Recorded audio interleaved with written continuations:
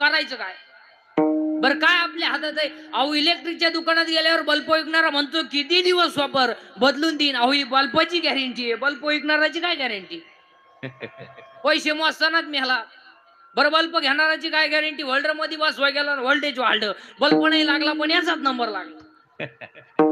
नाही म्हणून चिंता करायची नाही. आणि चिंता करायला आपल्या हातात काही नाही तर चिंता करून काय उपयोग?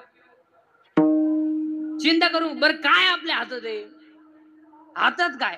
म्हणून चिंता बिंता करायची नाही. आयुष्यात 4 वाक्य ध्यानात ठेवा. आयुष्यात 4 गोष्टीची कधी चिंता करायची नाही आणि आयुष्यात 4 गोष्टी तुम्हाला कधी मिळणार नाही. 1 आयुष्यातला वाया गेलेला क्षण पुन्हा मिळणार नाही. 2 शरीराची इंद्रिय पुन्हा मिळणार नाही. 3 दूध पाजणारी आई मिळणार नाही आणि 4 ईश्वरासारखा बाप मिळणार.